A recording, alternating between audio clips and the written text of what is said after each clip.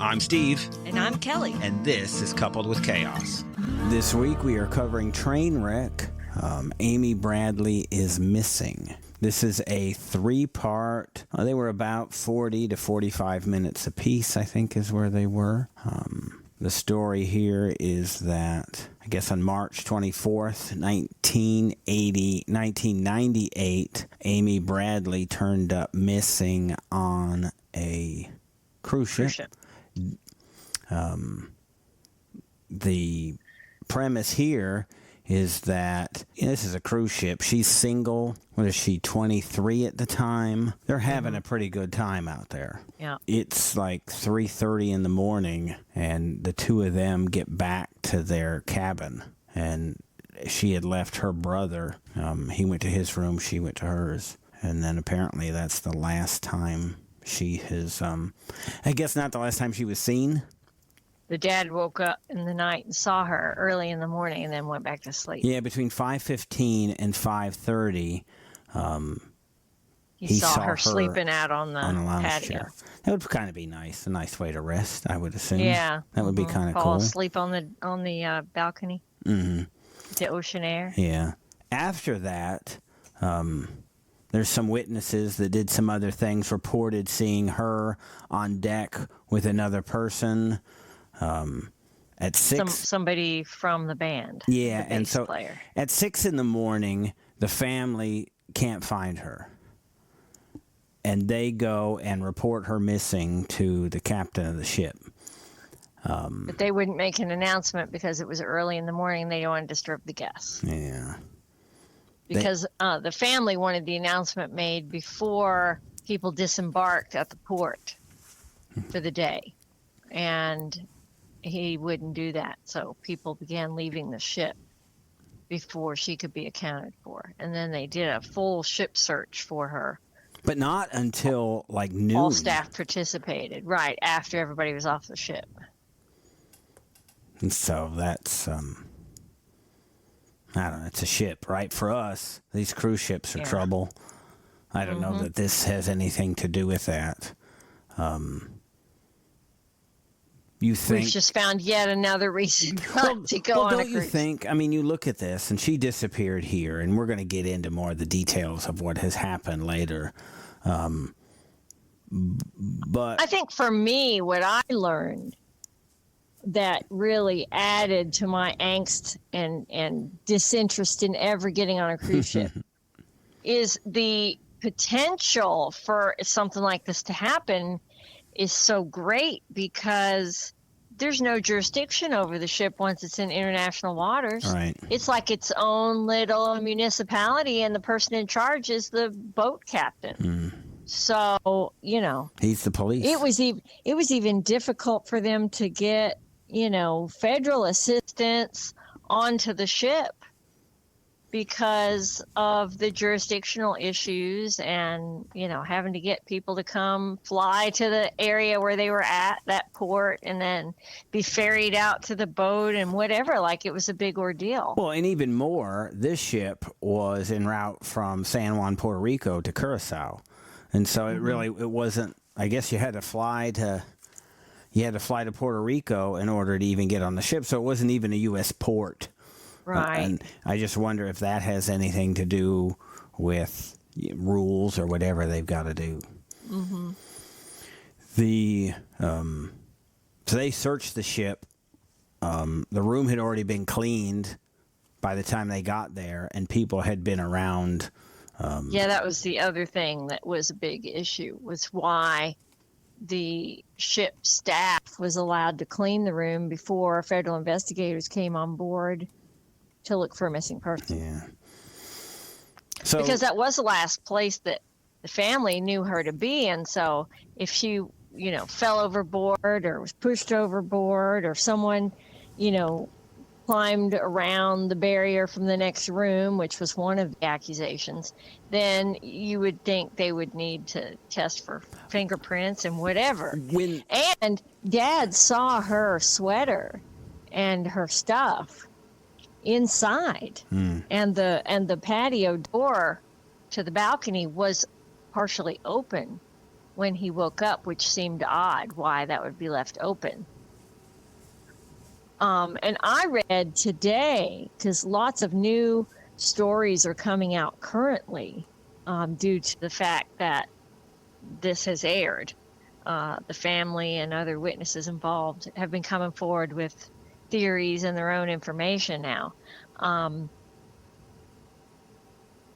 There's just a lot more information and things that weren't included in the documentary. Yeah, for me, when I look at it, here we are on a ship. I'm going to assume that there's a lot of tomfoolery going on, right? It's a cruise ship. There's single people. Yeah, even with staff. People probably come up missing. I'm really assuming even with staff.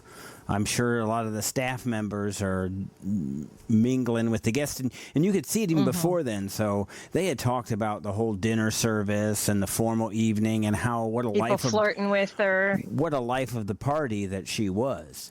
And I think it wouldn't be odd that somebody's young 20-year-old daughter would have been mingled up with a person on the ship.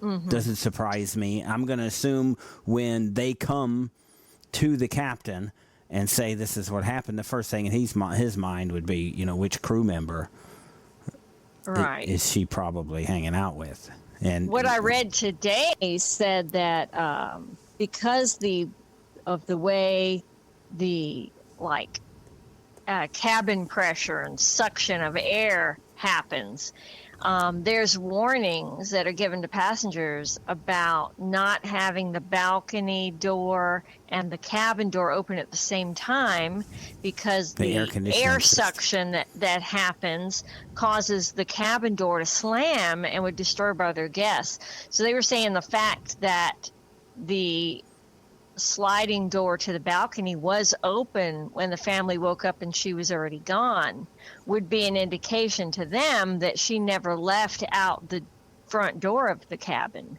because there would have been no way for her to close it without it slamming. They checked cameras. This was still, this is 98, so there wasn't a ton going on then.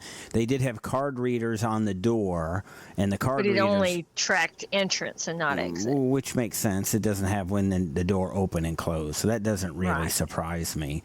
So they checked all of that, and everything kind of matched everybody's timeline, and when they looked and interviewed everybody, there just wasn't something glaring that popped out as an issue. What do you remember? Some other guests indicated who were out on the deck late that they saw her with the bass player getting in the elevator and going up to a staff floor. Yeah. After it had closed, where they do performances. In the wee hours. The police came and they looked at the balcony. Her sandals were still there. There was, the table was pushed up against the patio. The railing. They looked over the railing, and there's no you're not going to hit something else if you left. So I guess suicide was even a possibility for something that they were looking at.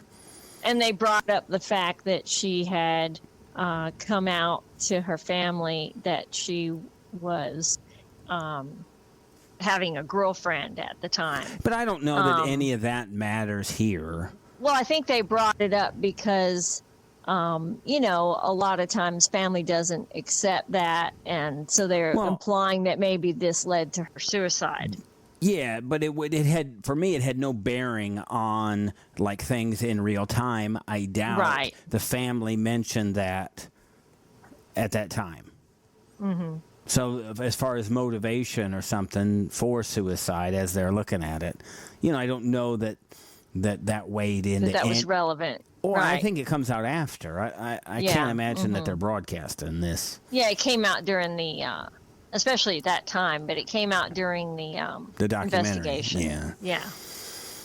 And if you want to look at suicide as an option, her situation was she just recently gotten out of college. She just recently gotten a job, an apartment, and this is like the Richmond, Virginia area.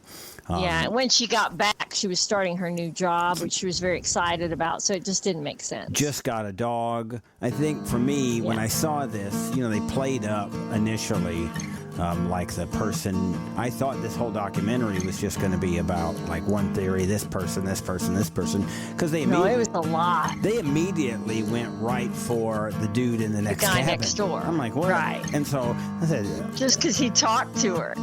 Thank you for listening. You can listen to the rest of this episode by subscribing to our Coupled with Chaos channel on Apple, by subscribing to our Patreon, or by subscribing to our Supercast for $3.99 a month, where you can hear us talk about reality shows, real life, and more on our podcasts, covering shows airing on TLC, A&E, Bravo, and the WE Network. Just follow the instructions in the show notes. Tell your friends about this podcast. And rate and review us on your favorite podcast player. Follow us at Coupled with Chaos on all the socials. Or contact us directly by email at coupledwithchaos@gmail.com.